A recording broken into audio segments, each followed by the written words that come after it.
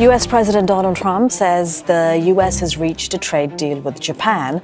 Trump says the agreement will see Japan invest $550 billion in the country. Japanese goods will now be facing tariffs of some 15%. That's instead of the 25% tariff. That came in place of the 25% tariff.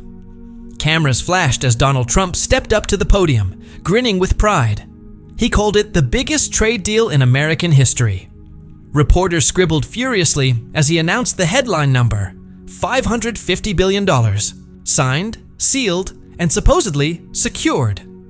It was meant to be his crowning moment, proof that his tough tariff strategy was forcing allies to invest directly in the United States. But only weeks later, that triumph began to collapse spectacularly. Tokyo abruptly pulled the plug. On live national television, Japan's new prime minister tore up the deal, calling it a threat to our national interest. What had begun as a celebratory photo op at the White House turned into a diplomatic earthquake. According to Reuters, Japan's finance ministry flatly refused to transfer even a single dollar until Washington gave up control over how the funds would be used. The yen tumbled, Wall Street panicked, and the White House fumed. This wasn't just Japan saying no. It was Asia sending a message, enough. And behind that message lingered a question now echoing across the Pacific. Has America finally lost control of its closest allies? On October 1st, 2025, Japan's chief negotiator, Ryo Akazawa, faced the cameras and publicly denied that Washington would have exclusive discretion over Japan's pledged investments. Tokyo, he said, would retain control over project selection through its own development bank. It may have sounded like a technical clarification, but politically it was a direct challenge to US authority. Within hours, markets sensed trouble. Analysts realized that the Trump-Japan partnership framework, unveiled just months earlier, might not even survive its first quarter. Trump had introduced the deal in July 2025 with full fanfare, standing on the White House lawn, surrounded by American automakers and energy executives. He hailed it as the largest trade accord ever signed. The agreement, he said, would cut tariffs on Japanese exports from 27.5% to 15%, while channeling hundreds of billions of dollars from Japanese investors into key US industries: shipbuilding, liquefied natural gas, semiconductors, and energy infrastructure. According to Bloomberg, Trump even boasted that America would pocket 90% of the profits. The optics were triumphant, but behind the smiles, negotiators on both sides quietly warned that the deal was legally flimsy and dangerously one-sided.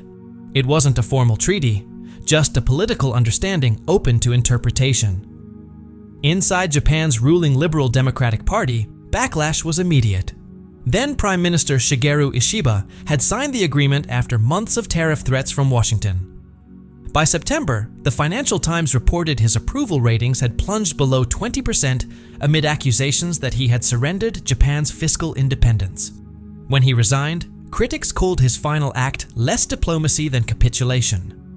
Then came Sanai Takaichi, sworn in on October 4th, 2025, as Japan's first female prime minister. She won the party leadership by promising to revisit any unfair commitments. The Wall Street Journal described her rise as a conservative reset, echoing the worldview of her mentor, the late Shinzo Abe, hawkish on defense, wary of Beijing, and fiercely protective of Japanese sovereignty. In her first televised address, Takaichi declared that any deal undermining Japan's national interest would be reviewed. Those few words froze optimism in Washington.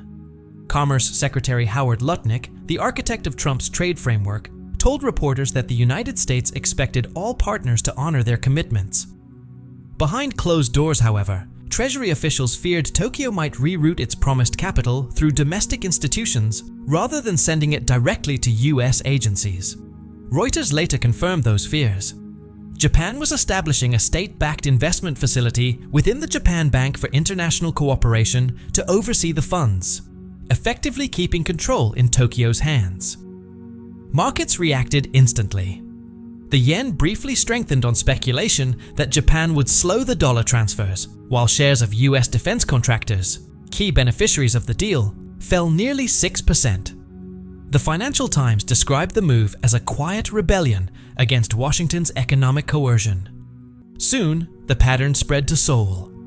South Korea faced similar pressure. It had signed a $350 billion framework promising tariff relief in exchange for investment. But after Japan's defiance, Seoul's national security advisor told Reuters, "We are not able to pay $350 billion in cash." Trump had insisted on upfront payments. South Korea flatly denied any such obligation. Asia, it seemed, was no longer following Washington's script. Back in the US, former President Trump expressed his frustration during a televised cabinet meeting, declaring, "We made the best deal ever, and Japan's already walking away." His comment underscored the administration's ongoing push to secure favorable trade deals. In an effort to solidify and expand US economic influence, the administration doubled down. According to Bloomberg, Howard Lutnick spearheaded the creation of a new US investment accelerator, a federal office designed to decide how allied capital would be allocated. Its focus areas included energy terminals in Alaska, critical for energy independence, and advanced semiconductor manufacturing plants in the Midwest, vital for technological innovation and national security. The catch? Foreign governments would get only a 45-day consultation window and no voting power. For Tokyo, that was unacceptable. On October 1st, Akazawa reminded reporters that Japan's contribution falls within the range where there will be no foreign exchange impact. It was a diplomatic warning. Tokyo alone would control the pace and scale of any disbursement. Currency desks got the message. Japan could stall the entire process indefinitely. The outcome stunned Washington. The Trump administration had expected Japan's conservative leadership to be its most reliable ally. Instead, the country once central to the Indo-Pacific Alliance was now resisting America's most ambitious economic initiative in the region. The relationship had already been strained in the early 2020s when Trump reinstated 25% reciprocal tariffs on imported autos, a move that Japan had met with rare defiance. Then, Prime Minister Ishiba had famously declared, "Tokyo will not be taken advantage of." That defiant statement laid the groundwork for today's confrontation. Under Prime Minister Sanae Takaichi's leadership, Japan's political landscape shifted dramatically, transforming resistance to Washington's directives from a political risk into a rallying cry for her supporters. Her base deeply respected the long-standing alliance with the United States, but they were increasingly vocal about their frustration with any agreement that placed Japan in a subordinate role. According to Nikkei Asia, Takaichi's strategy centered on achieving a careful balance, strengthening defense cooperation with US forces to ensure national security, while also championing Japan's independence and equal footing in international trade and investment negotiations. By promoting a vision of partnership based on equality and mutual benefit, Takaichi sought to redefine Japan's relationship with Washington. Her message was clear. Japan valued its alliance, but it would no longer accept terms that undermined its sovereignty. Her advisors argued that Japan's post-war position, long seen as secondary to American power, had to evolve into a genuine partnership.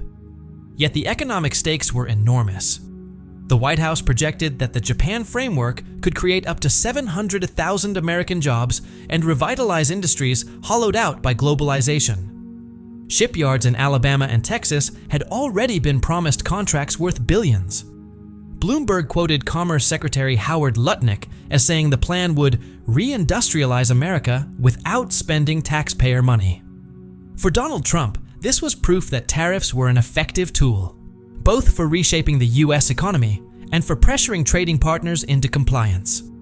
But in Tokyo, economists saw looming disaster. A confidential finance ministry report, cited by the Asahi Shimbun, warned that redirecting massive sums overseas could drain Japan's domestic investment and worsen its already precarious fiscal position.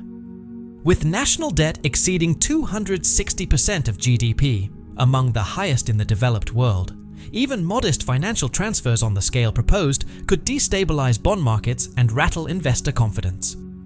The potential fallout, the report cautioned, might reverberate throughout the global financial system. Corporate Japan was also growing uneasy. Takeshi Ninami, CEO of Suntory and head of the influential Keizai Doyukai Business Federation, told the Financial Times that Japan's agreement to full tariff exemptions was a serious strategic misstep with lasting economic consequences. He argued that while the American trade framework appeared attractive at first glance, it lacked transparency, offering little clarity about which projects Japan would be funding or what returns it could expect. His frustration reflected a wider sentiment within Tokyo's business community. Many executives believed Japan had committed to staggering financial targets without establishing a coherent oversight structure or governance plan. That growing dissatisfaction underscored a broader call for transparency and accountability in international deals to protect Japan's long-term economic interests. Meanwhile, the agreement's centerpiece, the $44 billion Alaska LNG export terminal, was already in trouble. Reuters reported in late September that Japanese utility companies were questioning its profitability, citing surging construction costs and declining long-term demand. One industry insider confided privately, "All the Japanese want now is to stall and get out." Trump's advisors pushed back, insisting that Japan would benefit indirectly through enhanced energy security and closer geopolitical alignment with the US. But even American analysts were skeptical. Christopher Johnston, Japan chair at the Center for Strategic and International Studies, told Politico that the framework was more official than what they had before, but less official than a real trade agreement. In other words, it existed in legal limbo, enforceable only through political will. By October, cracks were widening fast. Japan abruptly cancelled a planned trade delegation to Washington after discovering errors in US tariff implementation orders. Chief negotiator Akazawa demanded a corrected executive proclamation, but the White House refused. According to the Associated Press, the cancellation derailed what Trump had hoped would be a celebratory victory tour across allied capitals. Across the Pacific, financial commentators began asking a larger question. Was Washington's coercive trade strategy pushing its allies away faster than Beijing ever could?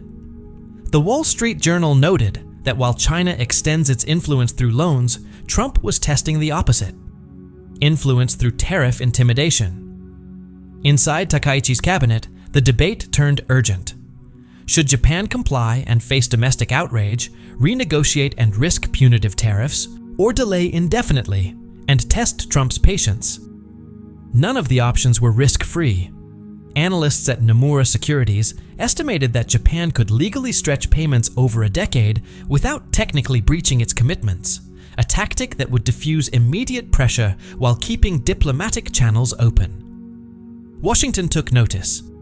Lutnick warned publicly that delays will have consequences, hinting at the possible return of harsh tariffs. Yet the credibility of such threats was uncertain. The US manufacturing lobby, once among Trump's strongest supporters, now feared another round of trade turmoil. As one industry executive told the Financial Times, "We wanted investment, not a new Cold War with our best customer." What had begun as a triumphal parade for Washington was rapidly turning into a referendum on American dominance itself. The outcome would not just shape the next trade cycle, it could redefine the balance of power across the Pacific for decades to come. And as this high-stakes drama unfolds, every headline, every currency fluctuation, and every press conference tells the same story. America's allies are no longer automatically aligned. They are asserting their independence, signaling that the era of unquestioned US economic command may finally be ending. As the yen wobbles, markets hold their breath, and diplomats scramble behind closed doors. One question remains. Has Japan's quiet defiance marked the dawn of a new Asian century? One where Washington's word is no longer law? Please subscribe to the Timeful channel, and don't forget to like.